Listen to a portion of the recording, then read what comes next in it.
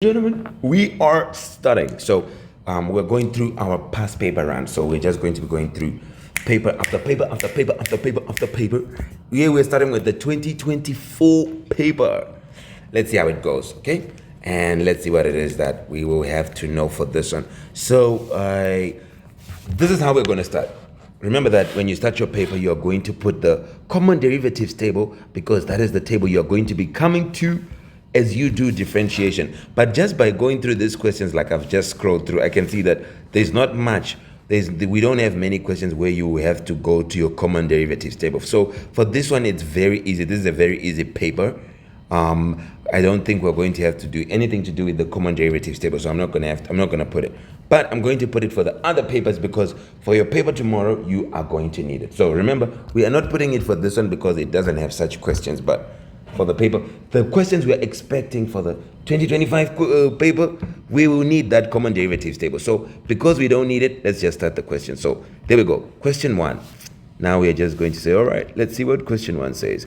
Question number 1, it says, determine the value of C that makes the piecewise defined function everywhere continuous. So this is a very, very simple problem, okay?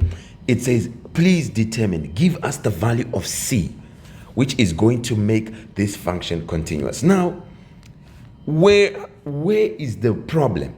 Because we know that this function is going to be continuous here.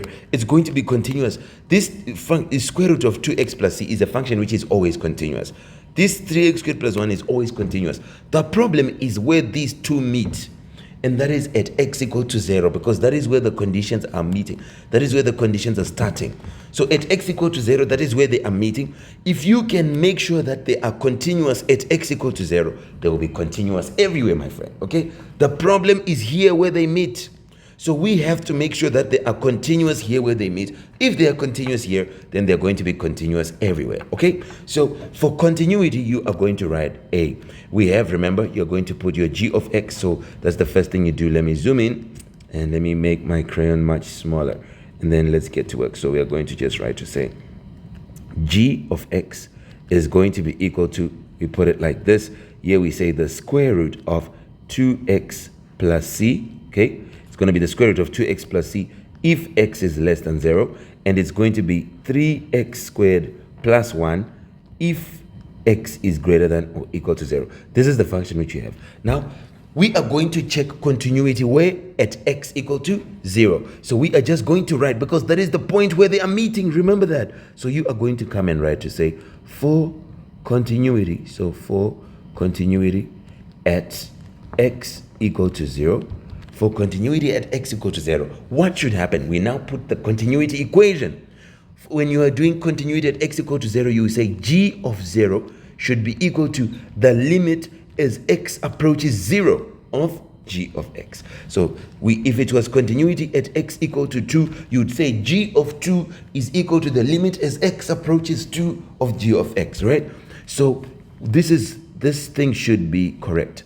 But for us to be able to find this value, we don't need to do much. We are just going to work with this limit as x approaches 0. Now, we know that the limit as x approaches 0, we are doing for a piecewise function. So we never just approach 0 like this two-sided limit just to go towards 0. We are going to go towards it from the left, then go towards it from the right. And what we know is the limit as we go towards it from the left should be equal to the limit as we go towards it from the right. For this limit to exist, this one, which we have, because we are going to need to have this limit. Because if you see the continuity equation has this g of 0, it has this limit, and then they should be equal. So g of 0 must be defined. This limit must exist. And for it to exist, the one from the left should be equal to the one from the right. And that is the only thing we're going to need for us to find C, because it's just one. So you are just going to write the limit as x approaches 0 from the left of g of x. What is this going to be? It's going to be the limit as x approaches 0 from the left of. Now we need to know, who do we put as g of x if we are coming from the left of 0? If we're coming from the left of 0, it means we are coming from less than 0. So we go to where it is less than 0, which is, what is our g of x when x is less than 0? It is this one, square root of 2x plus c. So for g of x, we are going to put the square root of 2x the square root of 2x plus c. And this is the limit which we are going to solve. Now, this is just a polynomial. How do we solve limit? You substitute. What is x going towards? 0. So where there is x, we put 0. So it's now going to be the square root of 2 by 0 plus c, which is any number when you multiply 0, it becomes 0. So it's going to be the square root of 0 plus c, which is just the square root of c. So we have this limit from the left. Now we need to know the limit as x. You skip a line or skip 2. You now put the limit as x approaches 0 from the right of g of x. This is now going to be the limit as x approaches 0 from the right. Now, who do we put as g of x? We go to where, if we're coming from the right, that means we are, x is greater than 0. If x is greater than 0, we'll be using this one, 3x squared plus 1. So it's going to be equal to, the limit as x goes to 0 from the right of 3x squared plus 1, like this. Okay, now what are we going towards? 0. What is this? A polynomial, so we just substitute. It's going to be 3 by 0 squared plus 1, which is going to be 3 by 0 is just 0 plus 1. So it's going to be 0 plus 1, which is just 1. Now, what we're going to say is, you're going to say, let the limit as x goes to 0 from the left of g of x be equal to the limit as x goes to 0 from the right of g of x. Why? Because the limits should be equal, because this limit should exist for continuity, right? So as we come towards 0 from the left, what answer did we get? Square root of c. So square root of c should be equal to 1.